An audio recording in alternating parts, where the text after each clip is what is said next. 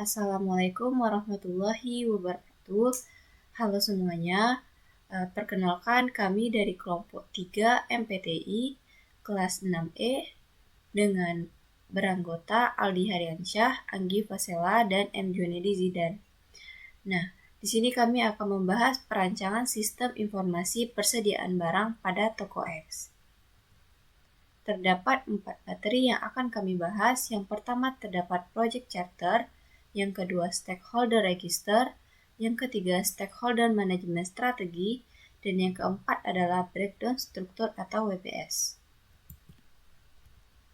Yang pertama kita akan bahas yaitu Project Charter. Apa itu Project Charter? Ialah sebuah dokumen pendek atau dalam bentuk ringkas alias tidak terlalu rinci yang digunakan dalam manajemen proyek. Nah, di mana dokumen ini juga disebut sebagai project definisi atau project statement. Nah, ini adalah salah satu format dari project charter di mana judul kami yaitu perancangan sistem informasi persediaan barang toko X. Nah, project ini dimulai pada tanggal 31 Maret 2022 dan berakhir dengan 24 Juni 2022. Untuk budget informasi, yaitu perusahaan telah mengalokasikan 20 juta untuk proyek ini. Sebagian besar biaya untuk proyek ini adalah tenaga kerja internal. Nah, perkiraan waktu menyediakan total 20 jam per minggu selama 3 bulan. Selanjutnya terdapat project manager yaitu M. Junedi Zidan. Selanjutnya project objektif, yaitu menyediakan layanan berbagai informasi untuk kebutuhan penyediaan barang pada toko X yang dapat melakukan pengecekan stok barang yang ada atau habis dan atau tidak tersedia. Nah, di sini dia melayani pemasukan barang yang baru diantar oleh supplier. Terdapat sukses kriteria yang pertama yaitu fokus pelanggan, di mana itu mengukur kepuasan pelanggan secara keseluruhan. Selanjutnya dia membuat tanggapan cepat terhadap permintaan pelanggan. Yang ketiga mengambil tindakan korektif untuk memenuhi persyaratan pelanggan. Dan yang keempat sepenuhnya memuaskan kebutuhan pelanggan. Yang kedua itu adalah fokus pemangku kepentingan. Itu maksudnya adalah memberikan peluang pengembangan bagi anggota tim proyek. Selanjutnya juga memberikan pembelajaran organisasi. Selanjutnya sepenuhnya memenuhi kebutuhan pemangku kepentingan dan mengukur kepuasan pemangku kepentingan secara keseluruhan. Dan yang ketiga adalah fokus waktu. Nah, sukses dari kriteria fokus waktu ini yaitu membuat sumber daya tambahan, mengevaluasi pemasok atau subkontraktor berdasarkan jadwal. Yang ketiga mengambil tindakan korektif. Yang keempat meminimalkan prioritas durasi proyek di atas tujuan lain. Nah, dan juga yang keempat adalah fokus biaya.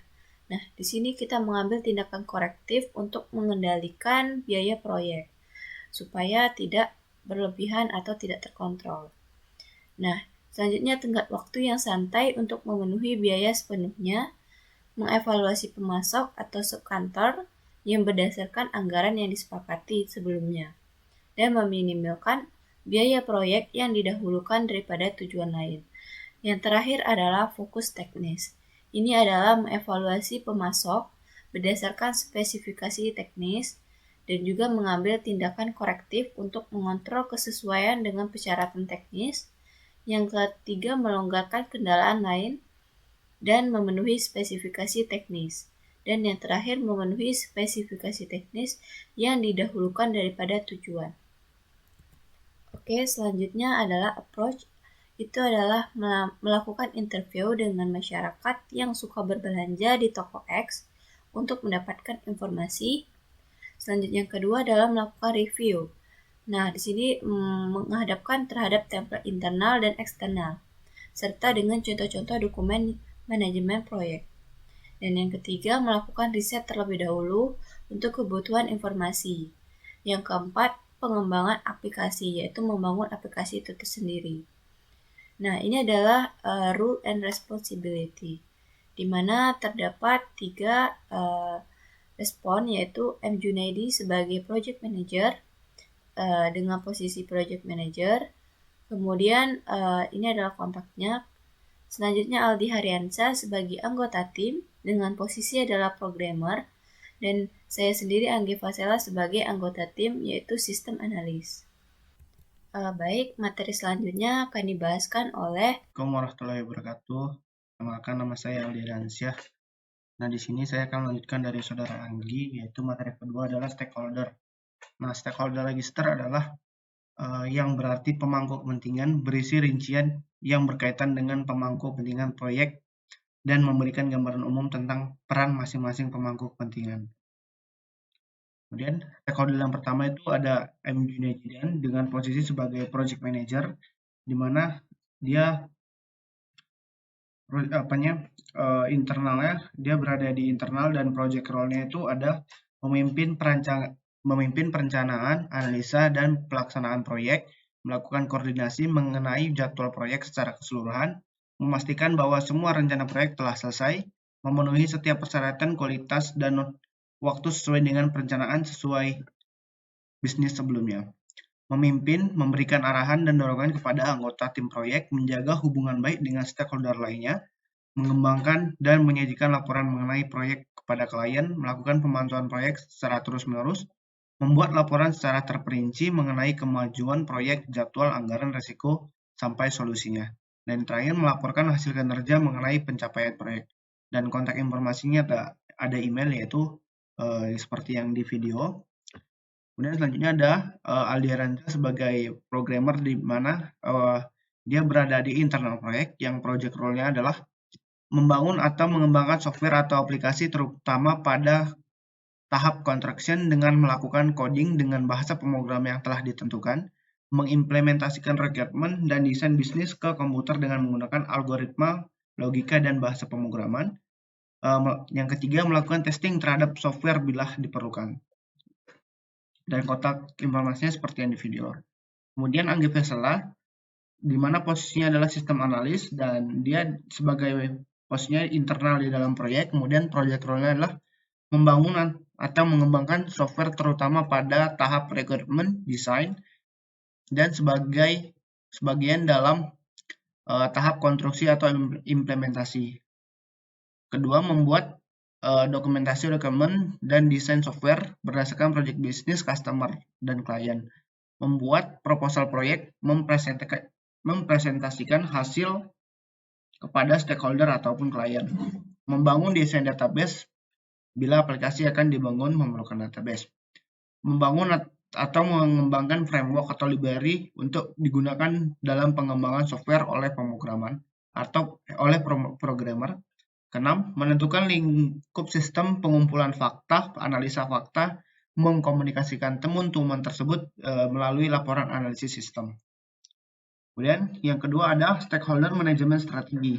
Nah, stakeholder manajemen strategi ini adalah proses intensif dan berkelanjutan melalui mekanisme komunikasi, dialog, kemitraan, dan kolaborasi antara perusahaan dengan pemangku kepentingan. Nah, di sini ada identifikasi di mana sebagai pimpinan toko di atas, dan kemudian kepala gudang, pegawai pencatat barang, penyalur gudang, dan kemudian pembeli. Kemudian detail identifikasi stakeholder, di mana pimpinan toko X itu level of interest-nya itu high, level influence-nya itu high juga. Kemudian potensial manajemen strateginya adalah, dalam hal ini peran seorang pemimpin toko sangat penting dikarenakan pemimpin yang mengetahui arah atau alur suatu persediaan barang pada toko tersebut agar bisa disalurkan, diarahkan kepada kepala gudang. Kemudian kepala gudang, di mana interest-nya high dan influence-nya itu low. Kepala gudang di sini sebagai orang yang selalu mengecek ketersediaan barang yang ada pada toko X. Harus selalu mengecek ketersediaan yang nantinya dilaporkan kepada pimpinan atau atasan toko agar melakukan apa yang semestinya dilakukan. Kemudian ada pegawai pencatat barang toko yang interest-nya low dan influence-nya itu high. Nah, potensi manajemen strateginya adalah pegawai pencatat barang toko adalah orang yang sangat berperan penting mencatat barang yang masih ada, kurang, dan atau berlebih barang yang tersedia dari toko atau gudang toko tersebut. Kemudian ada distributor, itu interestnya high dan influence-nya itu high juga. Di mana potensi manajemen strateginya di distributor pada proyek kali ini berperan sangat penting dikarenakan barang yang mereka ambil berasal dari toko, yang mana nantinya didata oleh pegawai pencatat barang toko agar nantinya bisa dilaporkan kepada kepala gudang. Yang terakhir itu adalah konsumen ataupun pembeli yang interestnya itu high dan influence-nya itu low. Dan potensi manajemen strateginya adalah konsumen yang mana sebagai pembeli barang dari toko X, mereka tentu akan membeli dan mengambil barang yang ada pada toko. Dan barang yang dibeli oleh konsumen nantinya didata dan nantinya bisa digantikan dengan barang yang baru agar stok barang pada toko tetap ada. Ya, mungkin cukup sekian dari penjelasan dari saya. Lebih dan kurang saya mohon maaf. Oke, Assalamualaikum warahmatullahi wabarakatuh. Baik, saya M. Juni Zidane. Di sini saya akan menjelaskan materi selanjutnya yaitu Work Breakdown Structure atau disingkat WBS. Work Breakdown Structure ini merupakan sebuah strategi dengan multi-level dan hierarkis. Oleh karena itu, WBS ini memiliki tingkatan pengerjaan yang secara tertata, dapat memudahkan implementasi proyek secara efisien pada tiap hierarkinya. WBS juga dapat memudahkan pengolahan sumber atau resource agar teralokasikan secara efektif sehingga proyek dapat berjalan dengan baik. Baiklah, berikut adalah work breakdown structure dari proyek perencanaan sistem informasi persediaan barang pada toko X. Nah, di sini kami dari tim itu memiliki total hari pengerjaan yaitu 62 hari, dimulai dari tanggal 31 Maret 2022 sampai 24 Juni 2022. Di mana rangkaian kegiatannya dan durasinya adalah pertama itu adalah analisa dan desain sistem. Di sini membutuhkan waktu selama 9 hari, dimulai dari tanggal 31 Maret sampai 21 April 2022. Dan adapun kerinciannya itu, yang pertama melakukan wawancara klien selama 2 hari, yaitu tanggal 31 Maret sampai 1 April. Yang kedua membuat kamus data, yaitu mulai dari sebanyak 2 hari, 4 sampai 5 April. Yang ketiga itu membuat proses aplikasi yang memakan waktu 2 hari, 6 sampai 7 April. Yang keempat itu membuat ERD atau Entity Relationship Diagram selama 2 hari, 8 sampai 11.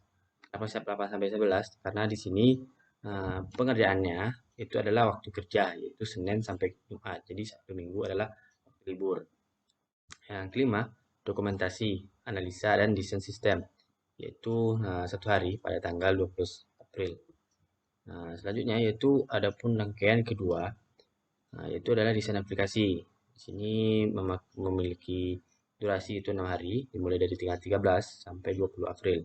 Yang mana rinciannya itu pertama membuat desain mockup menu aplikasi, membuat desainnya selama 2 hari, dari tanggal 13 sampai 14 April, membuat desain mockup menu form pemesanan 2 hari, 15 sampai 18 April 2022.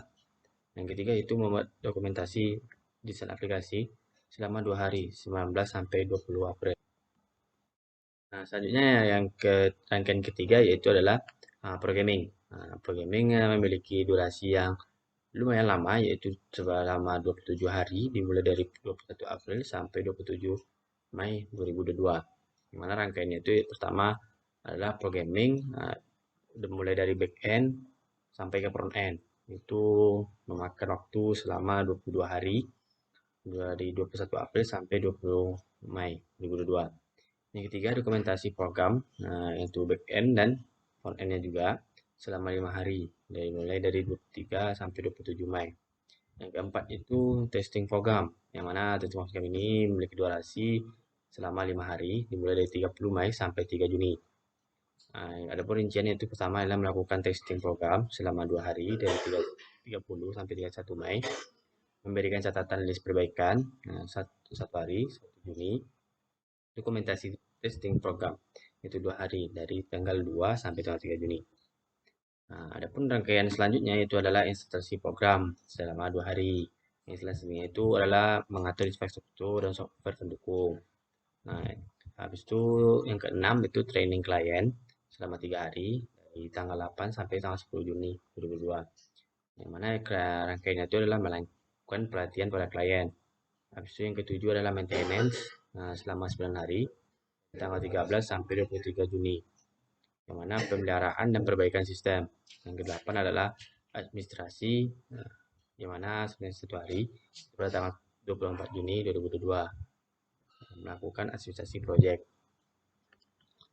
Berikut adalah Gantt chart dan timeline menggunakan MS Project. Di mana sini ada timeline sesuai dengan yang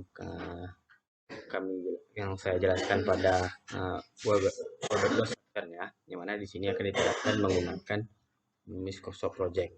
Karena ini adalah hasil riset atau hasil observasi bersama dengan klien. Selanjutnya di sini adalah Gantt chart. Gantt chart itu adalah yang penjelasan dari web structure yang telah ditata tadi. Di sini diterapkan menggunakan Microsoft Project. Di sini ada tergantung summary-nya dan segala macamnya. Oke, baiklah, sekian penjelasan dari perancangan sistem persediaan barang pada toko X. Semoga bermanfaat. Assalamualaikum warahmatullahi wabarakatuh.